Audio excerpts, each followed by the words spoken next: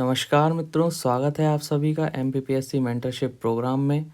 आज के इस वीडियो के माध्यम से हम एमपीपीएससी प्रीलिम्स जो कि 16 फरवरी को कंडक्ट होने जा रहा है, उसके प्रीलिम्स के सिलेबस की यूनिट 3 जो कि ज्योग्राफी ऑफ इंडिया की यूनिट है, उसको डिकोड करेंगे और जानेंगे कि इस यूनिट की बेहतर तैयारी हम किन किन सोर्सेज से कर सकते हैं और इस यूनिट को पढ़ने का हमारा क्या तरीका होना चाहिए और हमें किन किन एरियाज़ पर फोकस करना चाहिए। तो चलिए शुरू करते हैं यूनिट 3 की डिकोडिंग। तो जैसा कि आप सभी जानते हैं कि यूनिट 3 भारत का भूगोल मतलब कि ज्योग्राफी ऑफ इंडिया पर आधारित है। सर्वप्रथम हम इसके सोर्सेज को डिस्कस करेंगे। देखिए मित्रों, मार्केट में ज्योग्राफी ऑफ इंडिया की बहुत सारी बुक्स आती हैं, परंतु हमें सिविल सर्विसेज की ज़रूरत के हिसाब से, लोक सेवा आयोग की ज़रूरत के हिसाब से ही बुक्स को परचेज़ करना है। जिस विषय में माननीय महेश कुमार बर्णवाल जी की बुक है इंडियन ज्योग्राफी की, इसका नया एडिशन भी अवेलेबल हो गया होगा। ये बोथ मीडियम्स में आती है, हिंदी एवं इंग्लिश मीडियम, दोनों ही मीडियम में ये बुक मार्केट में उपलब्ध है। ये बहुत ही अच्छी बुक है, आप इसको परचेज़ कर सकते हैं। इसमें कंप्लीट ज्योग्राफी, इंडियन ज्योग्राफी दिया गया है। हमारे सिलेबस के लगभग सारे बिंदु ये बुक कवर करती है। तो बुक के तौर पर तो ये बुक बहुत ही कारगर है। आप निश्चिंत होकर इस बुक को परचेज़ कर सकते हैं और इससे अपनी तैयारी को शुरू कर सकते हैं। जो बच्चे इस तैयारी में नए हैं, मेरा उनसे अनुरोध है कि महेश कुमार बर्णवाल जी की बुक को पढ़ने से पहले आप 11वीं क्लास की 2 एनसीईआरटीज़ हैं, एक फ़िज़िकल की, एक नेचुरल की एनसीईआरटी है। आप उन दोनों एनसीईआरटीज़ को पहले जस्ट गो थ्रू कर लें, एक बार रीड कर लें, तो आपको ये बुक समझने में आसानी होगी। जो लोग 1-2 बार एग्ज़ाम दे चुके हैं वो डायरेक्टली महेश कुमार बर्णवाल की बुक को रेफ़र कर सकते हैं और अपने कंटेंट को एनरिच कर सकते हैं। इन दोनों चीज़ों के पश्चात जब आपका एग्ज़ाम बहुत ही नज़दीक हो तो उत्कर्ष क्लासेस का एक मैराथन वीडियो है, 1 शॉट वीडियो इंडियन ज्योग्राफी के ऊपर। उत्कर्ष क्लासेस के एसआर के सन ने बहुत ही अच्छा एक वीडियो बनाया है, जिसमें उन्होंने पूरे कंप्लीट भारत के भूगोल के जो हमारे सिलेबस में पॉइंट्स हैं उनको कवर किया है। और ख़ास तौर पर जो पर्वत, पहाड़ियाँ, पठार, नदियाँ, झीलें, ये जो पहला पॉइंट है, यहाँ से जनरली फैक्चुअल क्वेश्चन पूछे जाते हैं, ये उन्होंने बहुत अच्छे से कवर किए हैं। तो आप रिवीजन के तौर पे ये वीडियो भी देख सकते हैं। तो ये तो हमारे सोर्सेज की बात रही। अब हम बात करते हैं कि हमें इस यूनिट में, यूनिट 3 ऑफ प्रीलिम सिलेबस में हमें किन एरियाज़ पर फोकस करना है। सबसे पहले तो मित्रों मैं सिलेबस को थोड़ा बड़ा कर लेता हूँ। देखिए, एमपीपीएससी की जो भी बच्चे तैयारी कर रहे हैं, वे बस इतना याद रखें कि सिलेबस में जो भी दे रखा है आयोग ने, ये जो सिलेबस आप मेरे राइट में देख पा रहे हैं स्क्रीन पर, सिलेबस में जो भी पॉइंट लिखा हुआ है सिर्फ आपको उतना ही पढ़ना है बुक्स में से। महेश कुमार बर्णवाल की बुक में पूरी कंप्लीट ज्योग्राफी है, उसमें ब्रह्मांड, अंतरिक्ष, इनके बारे में भी है, लेकिन हमारे सिलेबस में वो नहीं है, हमें नहीं पढ़ना। आपको जो पॉइंट यहाँ ये जितने भी पॉइंट दिए हुए हैं, अभी मैं इनको डिकोड करके बताऊँगा, इनके अलावा कोई भी पॉइंट आपको नहीं पढ़ना है, ना ही इंटरनेट से, ना ही एनसीईआरटी से, कहीं से नहीं पढ़ना है। सारे क्वेश्चंस इन्हीं पॉइंट्स के इर्द गिर्द आएंगे। आपको इन पॉइंट्स को मास्टर करना है 100%। बस इतना ही करना रहता है प्रीलिम्स के सिलेबस में। हम भागते रहते हैं, इधर उधर की चीज़ें पढ़ते रहते हैं और फिर हम अपना सिलेक्शन का चांस मिस कर देते हैं। तो चलिए स्टार्ट करते हैं हमारे सिलेबस की डिकोडिंग। सबसे पहले मैं फर्स्ट पॉइंट को पिक करता हूँ, पॉइंट नंबर 1 ऑफ सिलेबस। जैसा कि आप देख पा रहे हैं सिलेबस में सर्वप्रथम है पर्वत, पहाड़ियाँ, पठार, नदियाँ एवं झीलें। देखिए, जब आप इंडियन ज्योग्राफी पढ़ेंगे, माउंटेन्स ऑफ हिमालयाज़ और अपने सतपुड़ा, विंध्यास, अरावली, ये सारे माउंटेन पढ़ेंगे। इनमें इम्पोर्टेंट क्या होता है कि कौन सा माउंटेन कौन से युग में बना, इसका युग याद रखिए, किस युग में ये माउंटेन्स का फॉर्मेशन हुआ, कौन से माउंटेन किस टाइप के माउंटेन हैं, कंटिनेंटल हैं, ओशियानिक हैं, टेक्टोनिक हैं, किस तरीके के माउंटेन हैं। इसके बाद पर्वत की जो चोटियाँ होती हैं उनका एक क्रम याद रखिए कि जैसे हिमालय की जो चोटियाँ हैं ना, तो सबसे बड़ी से टॉप 5 की चोटियाँ याद कर लीं। इस तरीके से थोड़ा सा उसको लॉजिकली भी आप उन चीज़ों को देखिएगा। पर्वत कंप्लीट आप याद करिएगा। इसके बाद पहाड़ियाँ, हिल्स, ये भी जब आप पर्वत पढ़ेंगे तो पर्वतों का हिस्सा ही पहाड़ियाँ पर्वतों का ही हिस्सा होती हैं, छोटे छोटे हिस्से होते हैं, वो आप पर्वत के साथ पढ़ लेंगे। इसके बाद प्लेट्यू आपने पढ़ा ही होगा, दक्कन का पठार, मालवा का पठार। प्लेट्यू में मुख्यतः आप ध्यान दीजिएगा कि वो प्लेट्यू है तो उसका फॉर्मेशन किस चीज़ से हुआ है। जैसे डेक्कन प्लेट्यू है तो डेक्कन प्लेट्यू जो है वो बेसाल्ट लावा से बना हुआ है। तो इस विषय पे आप थोड़ा सा एम्फेसिस करिएगा, और उस प्लेट्यू में कौन से मिनरल पाए जाते हैं, यदि उस प्लेट्यू का अपर्दन हुआ है तो किस नदी के द्वारा हुआ है, ये सारी चीज़ें। और प्लेट्यू, छोटे छोटे प्लेट्यूज़ भी हैं कहीं कहीं, उनके नाम और उनकी लोकेशन याद रखिएगा। ये शुरू के 3 पॉइंट में इम्पोर्टेंट है।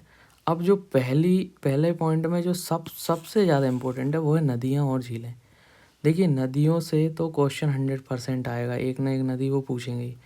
तो आपको क्या करना है, नदियाँ पूरी 100% कवर करनी है।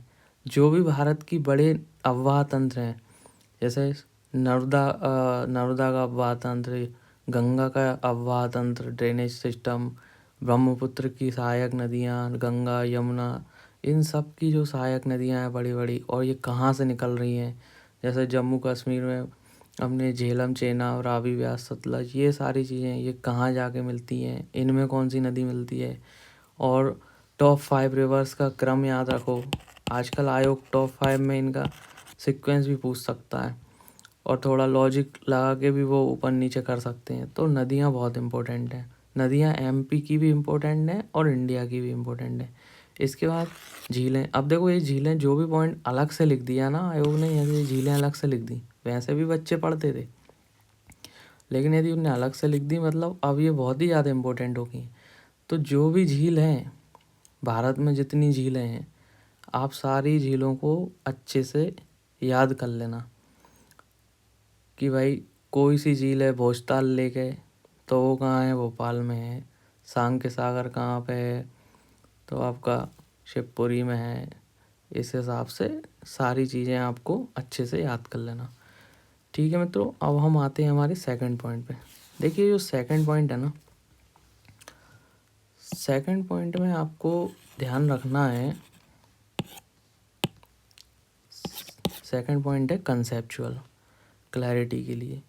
सेकंड पॉइंट में आपको रटना नहीं है। सबसे पहले तो भाई इस पॉइंट को रटना नहीं है, ये बिल्कुल क्लियरली समझ लो। इसमें जितनी भी चीज़ें लिखी हैं, एल नीनो, ला नीना, दक्षिणी दोलन, पश्चिमी विक्षोभ, जलवायु, ये सारी चीज़ें होती हैं समझने वाली। बर्नवाल की बुक में भी ये दिए हैं और एनसीईआरटी में भी आपको ये सारे कंसेप्ट मिल जाएंगे। इन कंसेप्ट्स को क्लियर करो कि भाई जो एल नीनो है उसमें आखिरकार हो क्या रहा है, घटना वो है क्या है एक्चुअल में। लो प्रेशर कहाँ होता है, हाई प्रेशर कहाँ होता है, किस महासागर की घटना है, भारत का उस पर क्या प्रभाव है, भारत के कृषि पर उसका क्या प्रभाव है। तो ये चारों पॉइंट को ना आप बहुत अच्छे से समझना। इनको आप डायरेक्टली भी नेट पे डालोगे यूट्यूब पे तो इनके लाखों वीडियो मिल जाएंगे। जो यूपीएससी के वीडियोज़ है ना, आप उनसे समझना इनको। तो ये आपको ना बहुत अच्छी डेप्थ दे देंगे, और ये आप एक बार समझ गए ना तो कभी भी आने वाले समय में प्रीलिम्स में इनका क्वेश्चन गलत नहीं होगा आपका। और ये सेम टॉपिक आपको मेंस में भी मिलेंगे। मेंस में भी आपको आंसर लिखते समय कोई दिक्कत नहीं आएगी। इसी साल के मेंस में इंडियन मानसून के ऊपर क्वेश्चन 11 मार्कर में आया है, तो समझ सकते हैं आप इस टॉपिक की इम्पोर्टेंस। तो ठीक है, तो कॉन्सेप्ट क्लियर करोगे तो क्वेश्चन गलत नहीं होगा। अब हम आते हैं हमारे थर्ड पॉइंट पर। थर्ड पॉइंट है प्राकृतिक संसाधन, मतलब नेचुरल रिसोर्सेज। देखो, आप जब अभी इससे पहले मैंने 4th यूनिट का डिकोडिंग की थी, ये सेम ही पैटर्न है हमारे एमपी की भी ज्योग्राफी का। ये देखो 1-105, ये सेम पैटर्न है इंडिया की ज्योग्राफी का। तो भैया 1 तो इम्पोर्टेंट है ही, चाहे इंडिया के हों चाहे एमपी के हों। क्यों इम्पोर्टेंट है? एक तो यही हमारा जो सिलेबस है और ये एग्ज़ाम है वो सिविल सर्विसेज के लिए भी है और फॉरेस्ट सर्विसेज के लिए भी है। प्री तो कॉमन है, इसलिए फॉरेस्ट का डाटा आने के बहुत ज़्यादा चांस रहते हैं। तो अभी अभी एक India state of forest report 2023 आई है। इसके आपको वीडियोस मिल जाएंगे यूट्यूब पे। अभी ये बुक्स में तो है, मिलेगी नहीं आपको, ये आप वीडियोस के माध्यम से समझ लेना इसको कि किस राज्य में कितना वन क्षेत्रफल घटा बढ़ा, किस राज्य में प्रतिशत में सबसे ज़्यादा है, किस राज्य में वास्तविकता में सबसे ज़्यादा है ना, और कहीं कम हुआ हो तो वो याद रखना। तो ये वन तो इम्पोर्टेंट है, और कितने टाइप के वन भारत में पाए जाते हैं। इसके बाद जो दूसरा इम्पोर्टेंट पॉइंट आता है वो आता है मिनरल। मिनरल तो एमपी के भी इम्पोर्टेंट है, इंडिया के भी। देखो मिनरल में क्या याद रखो, सबसे पहले तो वो कहाँ मिल रहा है, उसकी लोकेशन।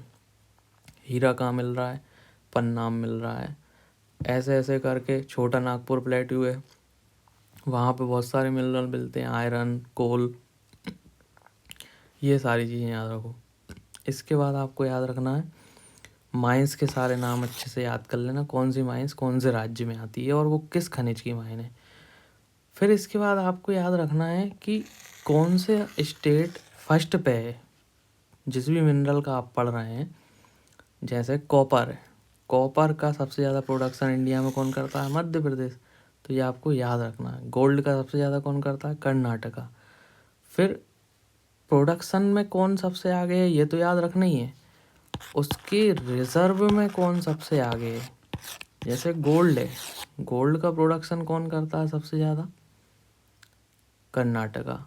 और यदि मैं गलत नहीं हूँ, यदि मैं गलत हूँ तो आप करेक्ट करना, इसका जो रिज़र्व है ना वो सबसे ज़्यादा मेरी जानकारी के अनुसार बिहार में है।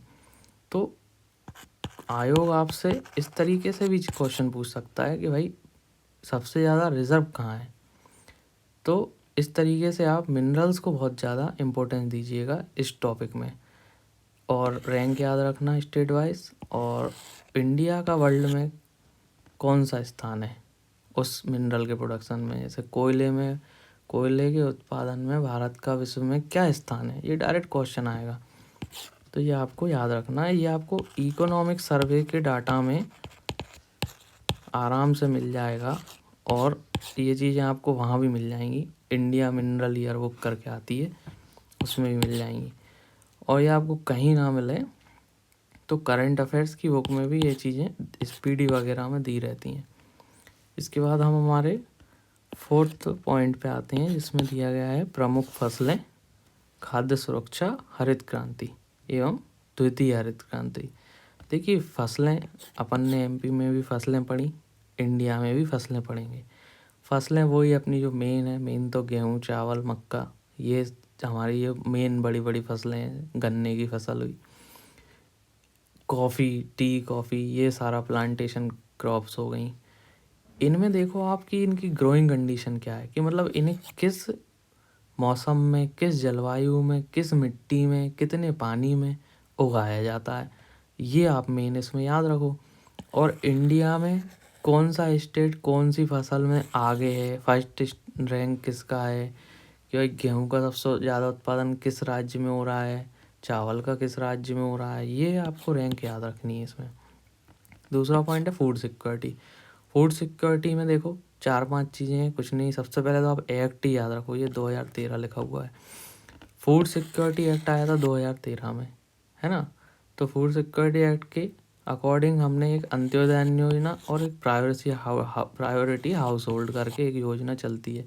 तो इसमें आप याद रखो कि 35 किलोग्राम पर पर्सन पर फैमिली हम इसमें अनाज दे रहे हैं, या 5 केजी पर पर्सन पर फैमिली दे रहे हैं, 35 केजी पर फैमिली दे रहे हैं। तो वो कौन कौन सी योजनाओं में कितना अनाज मिल रहा है, फिर कितने रुपए किलो हम चावल देते हैं, कितने रुपए किलो गेहूँ देती है, ये सरकार देती है। जो उचित मूल्य की दुकान होती है ना, आपने राशन की दुकान सुनी होगी गवर्नमेंट की, वहाँ से ये सब हम डिस्ट्रीब्यूट करते हैं। पब्लिक डिस्ट्रीब्यूशन सिस्टम कब हमने targeted public distribution system India में लागू किया, रिवैम्प्ड पब्लिक डिस्ट्रीब्यूशन सिस्टम हमारे इंडिया में कब आया, ये सारी चीज़ें आपको इसमें देखनी है। हरित क्रांति तो आप जब बेसिक्स पढ़ोगे फसलों का, उसमें आपको मिल जाएगा कि भाई हरित क्रांति के जनक कौन थे भारत में?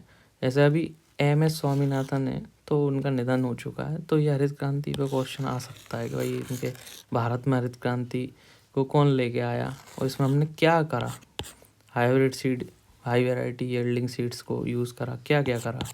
हरित क्रांति का असर भारत के किन हिस्सों में देखने को मिलता है कि भाई पश्चिमी हिस्से में देखने को मिलता है या पूर्वी में मिलता है या उत्तर पश्चिमी में मिलता है, ये भी आपसे पूछा जा सकता है।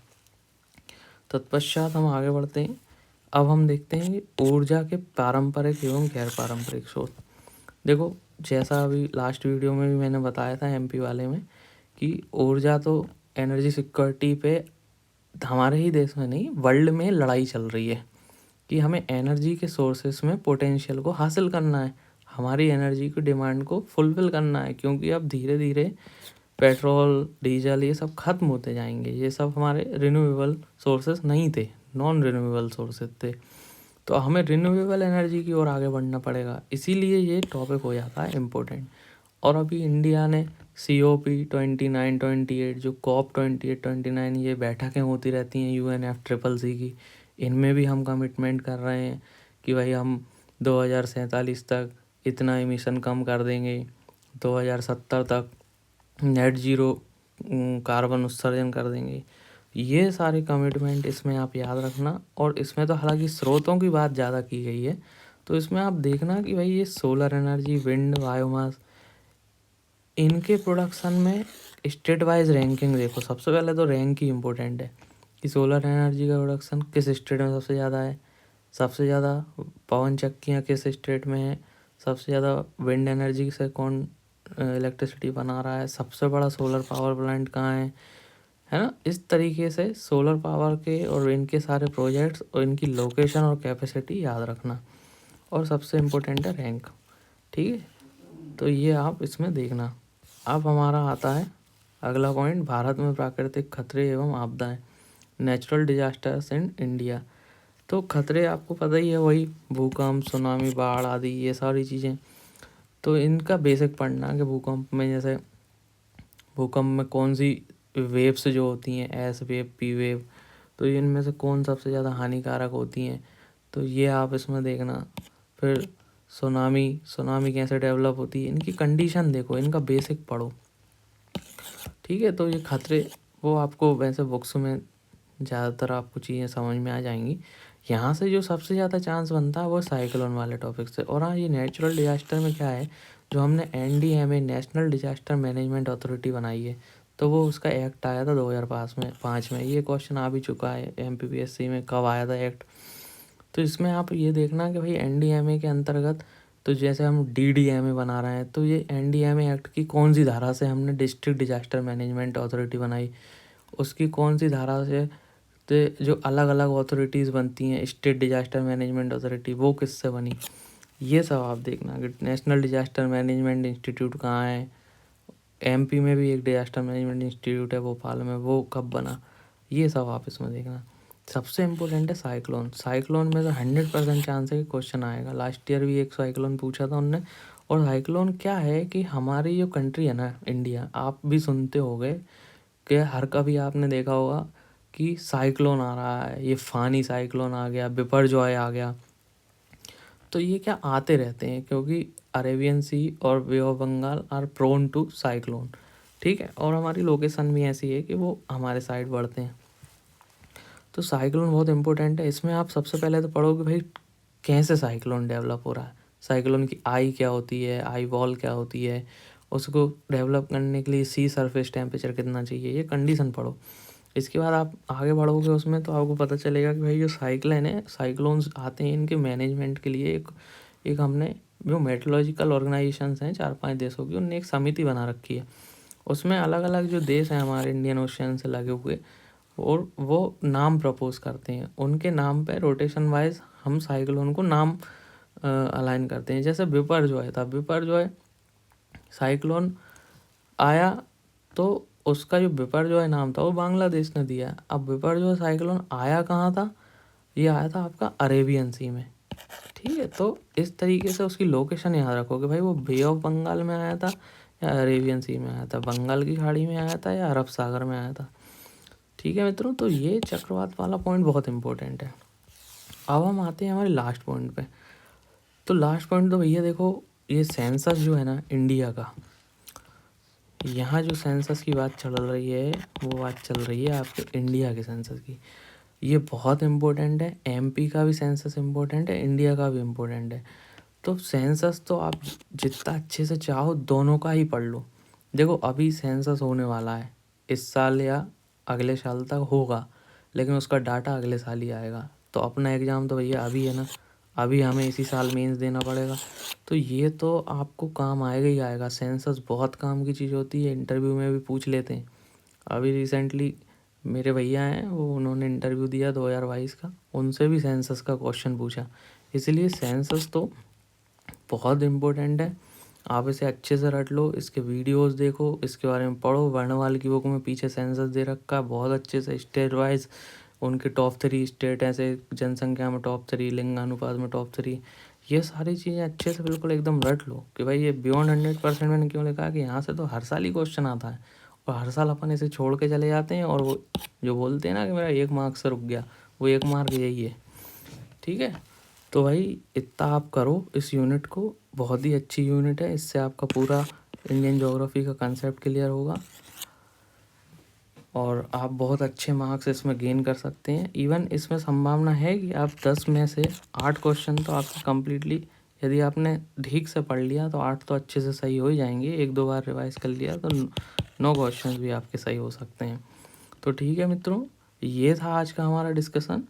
और यदि आपको ये डिस्कशन अच्छा लगता है तो प्लीज़ इस चैनल को लाइक करिए, कमेंट करिए, शेयर करिए और अपने मित्रों को बताइए इस चैनल के बारे में।